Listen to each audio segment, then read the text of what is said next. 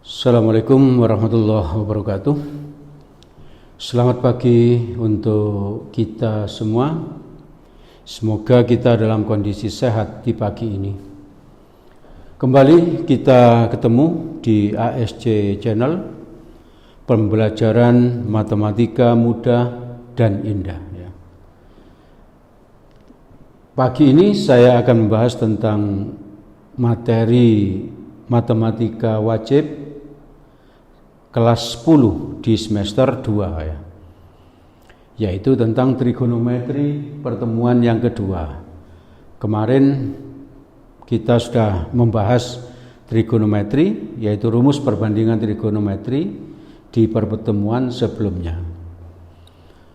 Sebelum saya lanjut tentang pembahasan trigonometri, ada kalimat hikmah yang bisa saya sampaikan pada kalian, yaitu orang bijak tetap belajar walaupun dia sudah bisa, ya.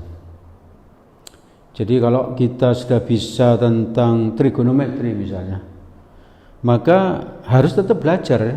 Tetap belajar, tetap mengingat teorinya, rumus-rumusnya, mencoba soal-soalnya gitu. Karena apa? Karena nanti di belakang atau di waktu yang lain kita akan ketemu dengan soal yang biasanya juga kadang kita tidak bisa gitu.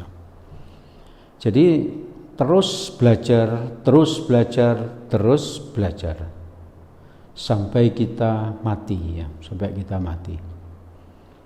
Baik, kita lanjut pembahasan kita. Kali ini tentang trigonometri itu saya bahas tentang kuadran, ya. Kuadran itu pembagian tempat gini, ya, ruang, ya. Ini disebut kuadran 1, ini disebut kuadran 2, kuadran 3, kuadran 4. Di sini kita tulis 0 derajat gitu, ya. Jadi trigonometri berhubungan dengan sudut. Saya pakai satuan derajat, ada juga yang pakai satuan radian, ya. Berarti kalau ini 0 di sini 90, ya. 90 derajat. 0 sampai 90 kuadran 1, ya. Di sini semuanya positif, ya. Kalau semua positif itu maksudnya apa? Sin positif, cos positif, tan positif, ya. Kalau ini kuadran 2 berarti 90 sampai 180 derajat, ya. 90 sampai 180 derajat. Di kuadran 2 itu sinus yang positif, ya. Berarti kosinusnya negatif, tannya negatif. Di kuadran 2, ya. 180 sampai 270, ya. 270 di sini 270 derajat, ini di kuadran 3, ya. Di kuadran 3 tan positif, ya. Berarti sinnya negatif, cosnya negatif di kuadran 3, ya. 270 sampai 360 sampai 360 derajat. Nah, berarti apa? 0 sama dengan 360 derajat, ya. Dan kelipatannya, ya. Berarti ini sama dengan 720 sama dengan 1000 berapa, ya? 1040, ya. 1440, ya. 1440, 1080 gitu, ya. Dan seterusnya, ya. Pokoknya 360 kali 360 ditambah 360 tambah 360 tambah 360 itu sama dengan 0 derajat. Jadi 270 sampai 360 itu kuadran 4, di sini kosinus yang positif, ya. Kosinus yang positif. Berarti di sini sinus negatif, tan negatif, ya. Kalau mau dihafal ini bisa dibuat dalam bentuk kalimat ini. Semua sindikat tangannya kosong. Semua sindikat tangannya kosong. Semua sindikat itu sin, tangan itu tangan, kosong berarti kos, ya. Oke, ya. Terus nanti perlu diingat sudut itu akan bernama sudut positif jika bergeraknya berlawanan arah jarum jam. Makanya ini berlawanan arah jarum jam, positif 90, ya. Kalau negatif itu searah jarum jam. Berarti kalau dari sini ke sana itu negatif. Berarti 270 sama aja dengan min 90 ya. Tahu ya? Jadi kalau geraknya gini berarti itu negatif ya. Oke. Selain tentang kuadran ini, ada hal yang penting untuk diketahui juga, yaitu nilai perbandingan trigonometri untuk sudut istimewa seperti yang berikut ini. Jadi di tabel itu sinus alfa, kalau alfanya diganti 0 berarti jadi sinus 0 hasilnya 0. Cos 0 1. Tan tangen 0 0 ya. Kalau di 30 berarti sinus 30 setengah. Cos 30 setengah akar 3. Cos tangen 30 sepertiga akar 3. Lalu kalau alfanya 45 derajat berarti sin 45 setengah akar 2, cos 45 derajat setengah akar 2, tan 45 derajat 1 ya. Kalau alfanya 60 berarti sin 60 setengah akar 3, cos 60 setengah, tan 60 akar 3. Kalau alfanya 90 berarti sin 90 itu 1, cos 90 itu 0, tan 90 tak hingga, atau ada yang menuliskan tidak didefinisikan ya.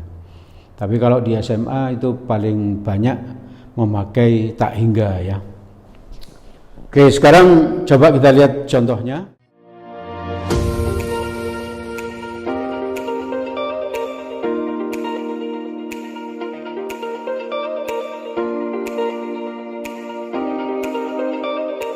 Contoh yang pertama, saya baca soalnya. Diketahui sin X sama dengan A dengan X sudut tumpul. Nih, sin X sama dengan A, X-nya tumpul. Kalau tumpul itu berarti di kuadran 2 ya. Di kuadran 2. Maka nanti gambarnya juga harus di kuadran 2. Berarti di sini harus gambarnya ya. Ditanya tan X sama dengan berapa? Oke. Sekarang kita tulis sin X sama dengan apa? A. Ini bisa aja ditulis begini, ditulis sama dengan A per 1 gitu. Atau ditulis apa? Min A per min 1. Di pertemuan pertama kemarin kita sudah tahu bahwa sin itu sama dengan demi ya. Demi. Depan per miring. Maka coba kita gambar ya. Gambarnya di sini. Maka kalau kita gambar, ini gambarnya. Nggak boleh digambar di sini, bisa salah ya, bisa salah. Jadi digambar di sini karena apa? Karena di kuadran 2. Nah ini ya, nanti kalau ngerjakan trigonometri hati-hati ini ya, keterangan X tumpul, X lancip dan sebagainya, nanti keterangannya harus hati-hati.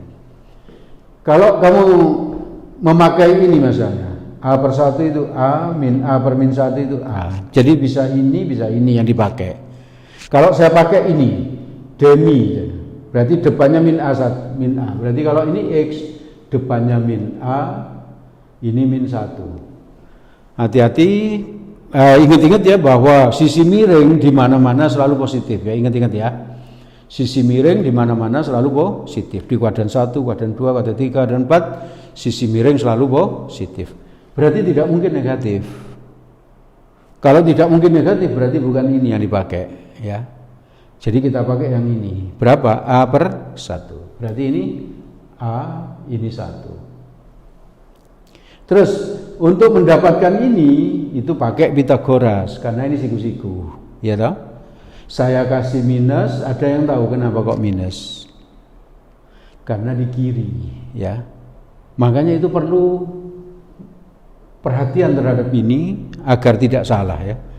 Kuadran 2, maka ini negatif karena di kiri. Ini positif karena di atas, ya toh? Oke. Ini berapa? Kasih akar. Ini kuadrat berapa?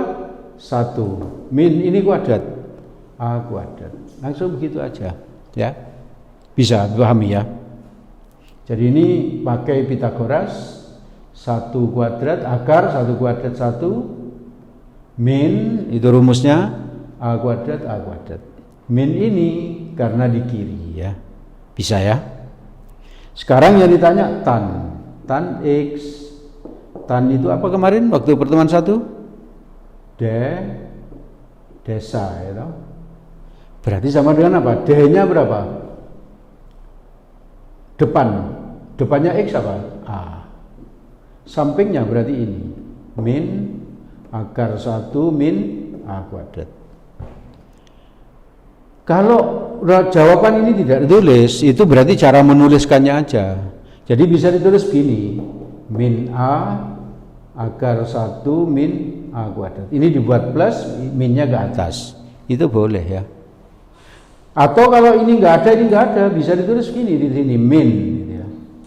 Di sini per A per akar 1 min A kuadrat. Jadi bisa ini, bisa ini, bisa ini. Nah, di soal ini yang disiapkan yang ini ya. Min A dibagi akar 1 min A kuadrat, itu jawaban B ya, jawaban B. Jadi hati-hati ya. Di sini hati-hatinya ya. Ini menentukan di mana kita harus gambar. Oke, baik, kita lanjut pembahasan kita tentang trigonometri bagian yang kedua. Contoh yang kedua.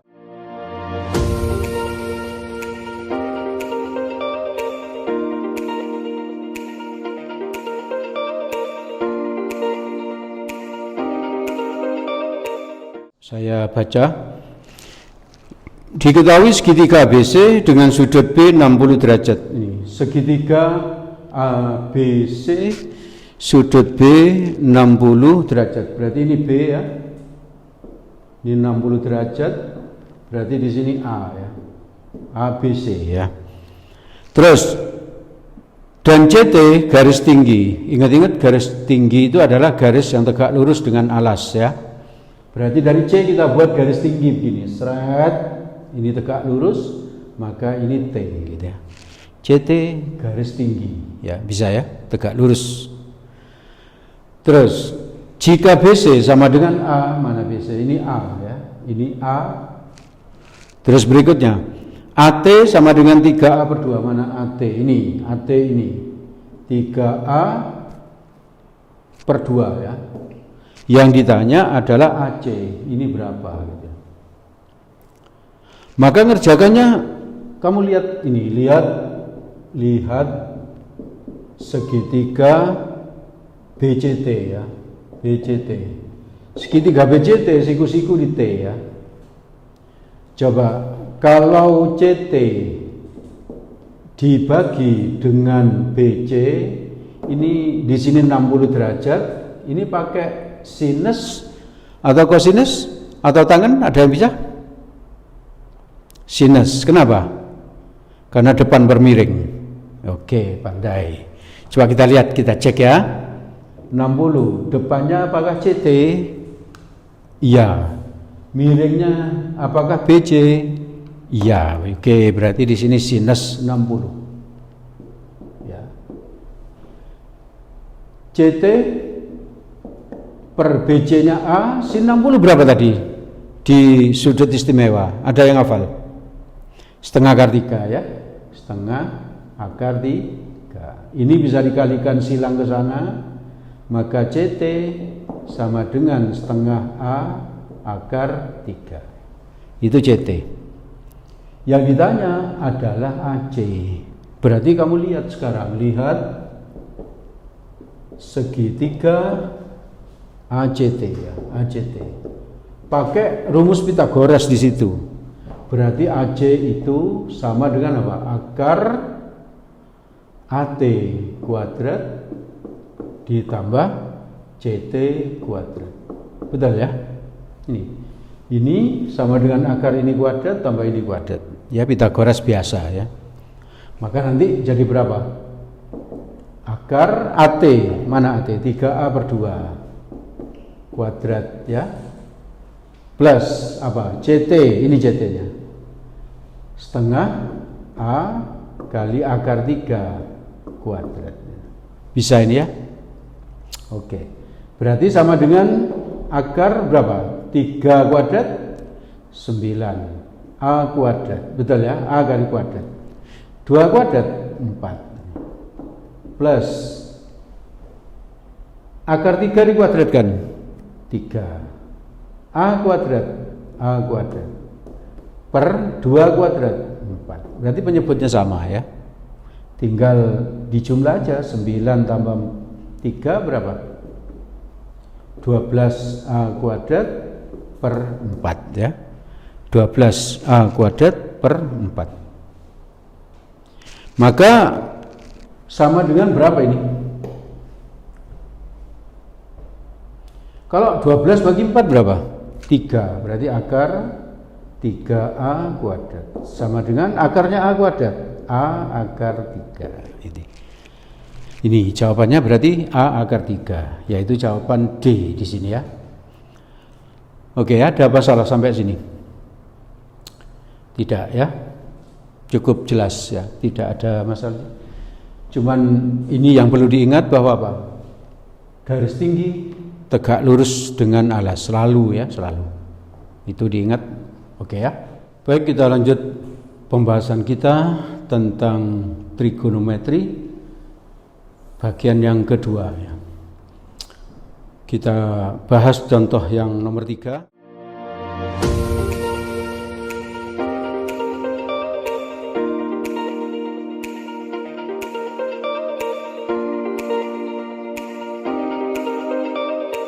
Saya baca soalnya. Jika diketahui cos A sama dengan min 5 per 13, ini cos A sama dengan min 5 per 13, sin B sama dengan 4 per 5, sin B sama dengan 4 per 5. Terus di sini ada keterangan sudut A tumpul, sudut B lancip, berarti B lancip ya. Yang ditanya sin A kali cos B plus cos A kali sin B. Kalau tumpul ini berarti A di kuadran 2 ya. A di kuadran 2 ya. Sehingga kalau gambar ya di kuadran 2, kita gambar begini ya. Seret ini kuadran 2 berarti di sini. Nah, ini. Ya tak? Itu berarti kuadran 2. Ini cos itu sama dengan apa kemarin? Sami ya, sami, samping per miring ya tak? Samping per miring. Berarti ini kita beri nama A, di sini min 5, di sini 13. Ini sami ya. Ini betul toh, min karena di kiri ya. Ini dimiring di mana-mana selalu plus ya. Maka pakai Pitagoras, kalau ini Y, Pitagorasnya berarti gini, Y sama dengan akar 13 kuadrat min 5 kuadrat. Berarti sama dengan berapa? 169 min 25. Berarti 144. Berapa? 12. Berarti ini sama dengan 12 ya. Atau dihafal ya. Ini kan triple Pitagoras biasa. 5, 12, 13 ya. Cuman min ini karena di kiri ya. 5, 12, 13. Triple Pitagoras yang lain apa? 3, 4, 5. Kalau kamu hafal nggak usah ngitung gini, langsung 5, 12, 13. Oke ya. Berarti sekarang sin B. B-nya lancip berarti B di kuadran 1 ya. Jadi kalau dikatakan lancip itu berarti di kuadran 1 ya. Terus berikutnya apa? Kalau digambar berarti gini gambarnya. Kuadran 1 berarti di sini ya. Ini B, selalu pakai segitiga siku-siku ya. Kalau pakai perbandingan trigonometri selalu segitiganya siku. Maka sin itu apa kemarin? Demi ya toh. Depan per miring. Berarti depannya 4, berarti depan 4, miringnya 5. Pakai Pitagoras atau triple Pitagoras biasa dihafal ya, 3, 4, 5. 4, 5-nya sudah ada. Berarti ini 3. Ini ada yang negatif nggak di sini? Tidak ada. Kenapa?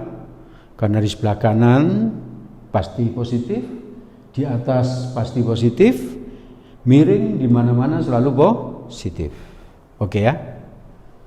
Sekarang sin A, sin itu berarti demi ya toh. Mana A ini? A. Demi berarti Y per 13, Y-nya 12 tadi. Berarti sama dengan 12 per 13. Tahu ya? Cos B. Cos itu apa? Cos itu apa? Sami. Berarti ini B sami, sa-nya 3, mi-nya 5. Berarti di sini 3, 5. Bisa dipahami ini ya. Plus, ini plus cos A. Cos itu sami, tapi pakai sudut A, berarti ini. Sami min 5 per 13 ya. Min 5 per 13. Sin B berarti demi, tapi pakai yang B. Mana? 4 per 5. 4 per 5. Ini penyebutnya sama sudah ya. 165 ya. 13 kali 5, 65 ya. Terus ini 12 kali 3 berapa? 36. Plus dengan min. 5 kali 4, 20. 36 kurangi 20 berapa? 16 ya. Per 65. Bisa dikecilkan enggak? Kenapa tidak bisa? Bisa. Siapa yang bilang enggak bisa? Iya bisa ini dikecilkan. Jadi 16 per 25 loh. Kecil. Iya kecil. Yang enggak bisa itu kalau disederhanakan ya. Belajar bahasa Indonesia yang baik ya. Kalau dikecilkan ya tulisnya kecil, kalau disederhanakan dibagi ya toh. Dibagi berapa yang bisa. Ini sama-sama enggak bisa. Berarti jawabannya berapa? 16 per 65. Coba kita lihat jawaban yang disiapkan. 16 per 65 itu ada di jawaban A ya. Cukup jelas ya? Oke, hati-hati sekali mengerjakan trigonometri. Letaknya sudut di mana? Di kuadran 1, 2, 3 atau 4 ya. Hati-hati. Oke, baik kita lanjut pembahasan kita tentang trigonometri bagian kedua ya.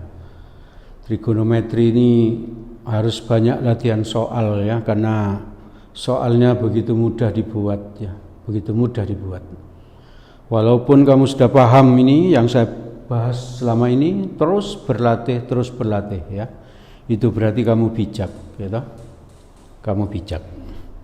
Orang yang bijak adalah orang yang tetap belajar walaupun dia sudah bisa ya. Saya sendiri juga selalu belajar ya. Belajar. Kalau ada soal baru saya coba kerjakan dan seterusnya ya. Terus belajar ya. Baik, kita bahas contoh yang keempat.